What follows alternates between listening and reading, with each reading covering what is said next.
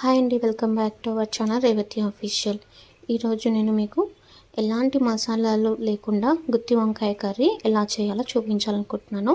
So అందులోకి కావాల్సినవి onion, పచ్చిమిర్చి మనకి ఎంత సరిపోతే అంత. నేనైతే 1 ఆనియన్, 4-5 పచ్చిమిర్చి తీసుకున్నాను. అలాగే ఎండు కొబ్బరి 1 టేబుల్ స్పూన్ సరిపోతుంది. అలాగే వంకాయ 1/2 కిలో, మెయిన్ ఐటమ్ ఇదే కదా.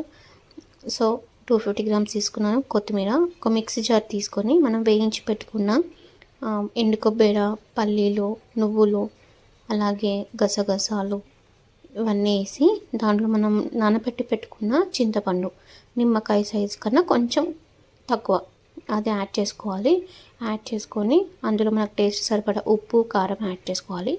కారం ఎక్కువ తినే వాళ్ళైతే ఎక్కువ యాడ్ చేసుకోవచ్చు. నేను 2 టేబుల్ స్పూన్ యాడ్ చేసుకున్నాను. సో తర్వాత ఇదంతా గ్రైండ్ చేసే ముందు ఒక ప్యాన్ పెట్టేసి అందులో మనం కట్ చేసి పెట్టుకున్న ఆనియన్, పచ్చిమిర్చి, కొత్తిమీర యాడ్ చేసుకోవాలి. ఆనియన్ పచ్చి వాసన పోయేంత వరకు వేయించుకోవాలి. మరీ అంత ఎక్కువ బ్రౌన్ అవ్వాల్సిన అవసరం లేదు, కొంచెం వేగితే సరిపోతుంది.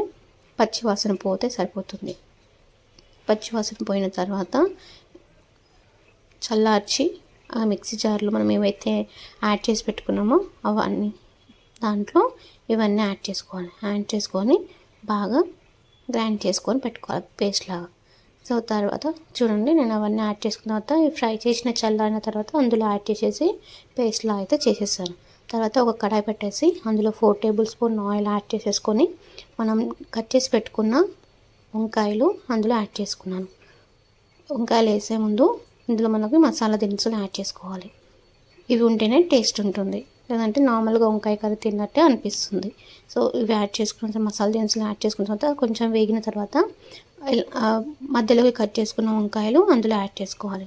అలా యాడ్ చేసేసుకొని ఒక 2-3 మినిట్స్ బాగా కలిపి మూత పెట్టేసేయాలి.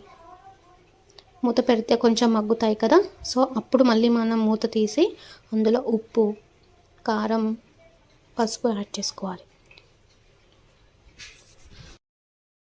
సో చూడండి వీడియోలో ఎలా ఫ్రై అవుతున్నాయో. సో ఇదే విధంగా ప్రాసెసింగ్ చేస్తే చాలా టేస్టీగా ఉంటుంది. సో ఇందులో సాల్ట్ వేసి కొంచెం మగ్గనిచ్చిన తర్వాత అందులో పసుపు, కారం యాడ్ చేసుకోవాలి. మనం కారం ఎక్కువ తినే వాళ్ళు ఉంటే ఎక్కువ యాడ్ చేసుకోండి. నేను 2 టేబుల్ స్పూన్ యాడ్ చేసుకున్నాను. సో అవి మొత్తం బాగా కలిపేసేసుకొని ఒక 10 మినిట్స్ ఉడికించుకున్నాను. ఇది ఉడికిన తర్వాత మనం గ్రైండ్ చేసి పెట్టుకున్న మిశ్రమంని అందులో యాడ్ చేసేసి ఒక 2 మినిట్స్ వదిలేసేయాలి. వదిలేసిన తర్వాత చూడండి ఇలా అవుతుంది, ఎందుకంటే మసాలా మొత్తం కుక్ అవుతుంది అనమాట, అంటే ఉడికిపోతుంది. సో ఇలా ఉడికిన తర్వాత కొంచెం అంటే పచ్చివాసన పోయేలా అవుతుంది అనమాట. సో అప్పుడు వాటర్ వేసి మనకి ఎంత గ్రేవీ సరిపోతుందో అంత యాడ్ చేసేసుకొని బాగా కలుపుకొని ఒక 10 మినిట్స్ ఉడికించుకుంటే మసాలా అయితే ఉడికిపోతుంది.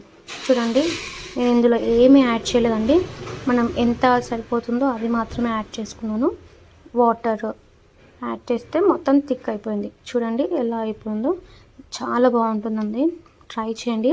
ఇంకో 5 మినిట్స్ ఉడికించేసి దాని మీద కొత్తిమీర వేసి సర్వ్ చేసుకుంటే చాలా బాగుంటుందండి. ట్రై చేయండి. ఇది రైస్లోకైనా, చపాతీలోకైనా, దేనిలోకైనా చాలా బాగుంటుంది.